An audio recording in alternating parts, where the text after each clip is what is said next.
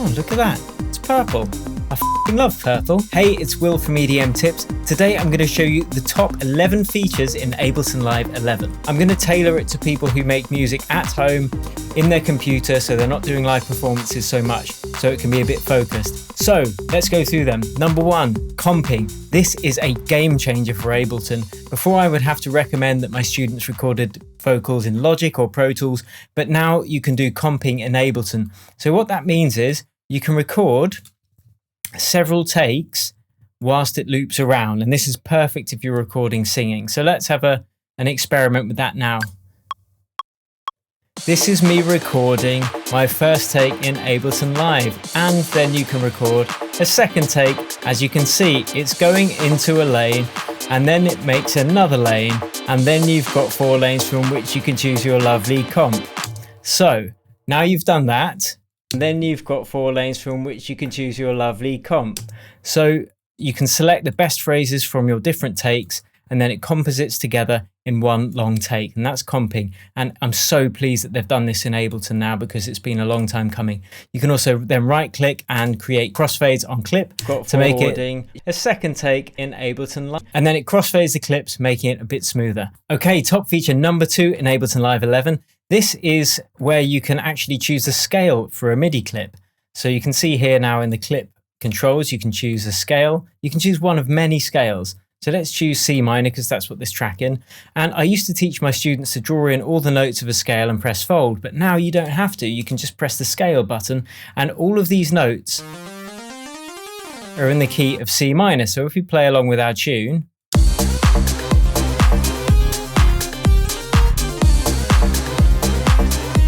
so basically you can never hit a wrong note when you're programming in MIDI in a particular key. So that's the second feature. The third feature are the macro improvements. So before, in Ableton 10, you could have up to 8 macros in your rack. But now you can see you can actually have up to 16. So that obviously gives you loads of opportunity to assign many different macros within your rack. Similarly, or conversely rather, you can reduce the amount of macros and make it much cleaner. So if you've only got 1 macro that controls anything, you don't have to have 8 showing all the time. It doesn't actually delete them, it just hides them, which is great. And the 2 more cool things about the macros is that you can now press randomize just to get something a bit more interesting, but you can also save snapshots. So if you want one setting to be like this, you can just press new and it's going to save it. Then you can make changes as you want, like so. You probably wanted to be listening to this whilst you're making the changes. Press new and then it saves it. And you can rename them as you want. And then you can just switch between these different macros snapshots. So that's very cool as well. So number 4 is MIDI polyphonic expression, or MPE, capabilities within Ableton. So if you've got a MIDI controller that has got MPE capabilities, like the one shown on the screen now, you've got more control over your MIDI inputs.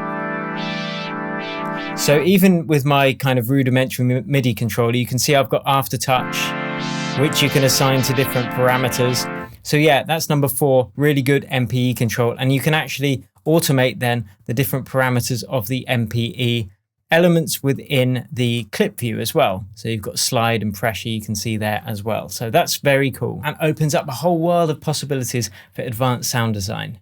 Number 5 is the browser. Just a simple thing really. Having the audio effects in these subcategories just makes it quicker and easier to find what you're looking for, especially if you're a beginner, because you can see the categories of each effect. But it also integrates the Max for Live instruments a bit better as well, so you can see they all show up as well. You don't need to go into Max for Live to search for those particular instruments.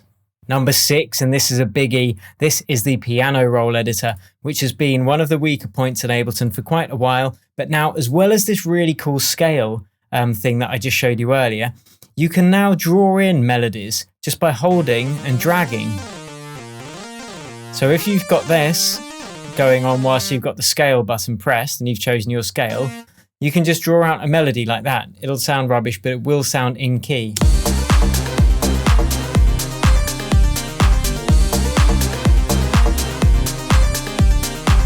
The other cool thing you can do with the piano roll editor now is you can have a range in which the velocity will operate. So, you know, when you have the velocity, usually it would be assigned to, say, the filter cutoff. or the volume. So if you were to grab everything and put the velocity right down and right up, and you can assign the velocity to whichever parameters you really want within the synth. But now you can actually create a range for that velocity to operate in, and it will randomize within that range. So this is a great way to add more of a human feeling to your MIDI clips, and basically more of a natural thing, because you're having the MIDI notes randomized within this range parameter that you've set. You can also randomize the velocity by pressing the randomize button, which gives you even more variation. But this is a really cool thing. You can also adjust the probability of the note playing. So if you've got 100% probability, the note will play. So every note here is playing. But if we change that to 50%, say, so grab all the notes, change the probability to 50%, then those notes are only going to play half the time. Now, if you've got 2 or 3 or 4 MIDI clips like this, like in a row, then each one is going to be different.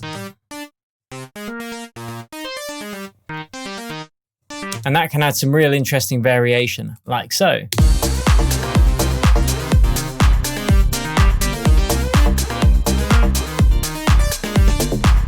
So all of these different piano roll tweaks just make it a much more intuitive and much more natural sounding, and kind of a fun to experiment with feature of Ableton Live 11. So this is a little thing, but actually it's really useful. You've now got improved metering for CPU usage. So if you've got a track that's using loads of CPU, you can press this little button here, and it will show you which tracks are using most CPU. I mean, this track isn't using much CPU anyway, and my computer's quite fast. But if you've got one peaking right up here, then you could just freeze that track, and then that's going to be freeing up loads more CPU for you. And you can also see the average CPU usage across the song, and what it's doing hitting at current points in the song as well. A seemingly small thing, but it's going to be really useful, especially when you've got complex tracks going on. Number 9 is that you've got some really cool new effects. The first of which is this convolution stroke algorithmic reverb. It's called hybrid reverb, I think, something like that, which would make sense. And it's just a really nice combination between those two sorts of reverb. Don't get emotional. Get emotional. So you can get some really nice professional sounding reverbs from that. But we've also got a couple of new effects as well, which I haven't played with that much yet, but you've got the spectral resonator and spectral time as well. So let's try the spectral time on this synth, see what that sounds like, for example. And put one of the, let's see, one of the presets.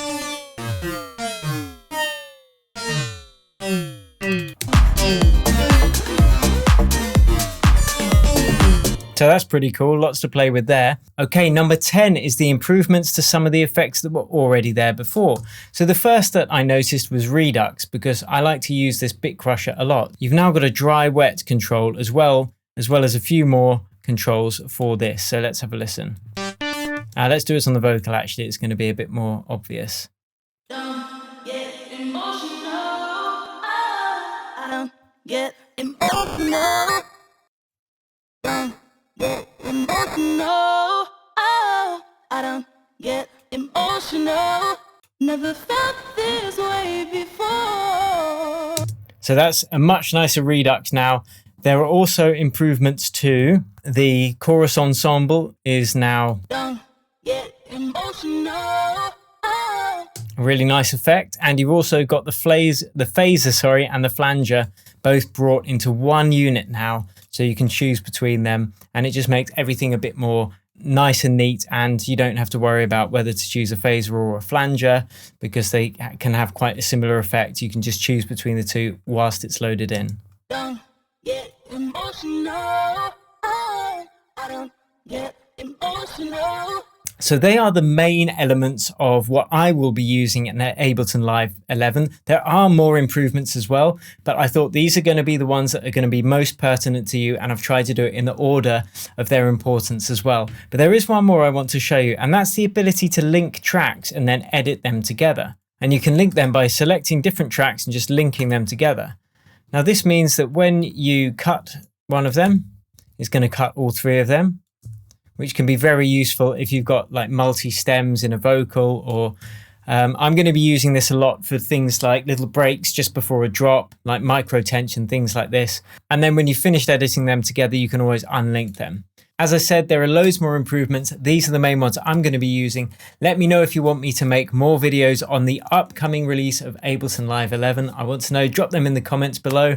You can also get a great deal on the upgrade if you've got Ableton 10 or an earlier version. So head over to ableton.com if you want to get an introductory offer on the upgrade, which I think is going to probably be running until the end of this year. Thanks for watching. Until next time, cheers and happy producing.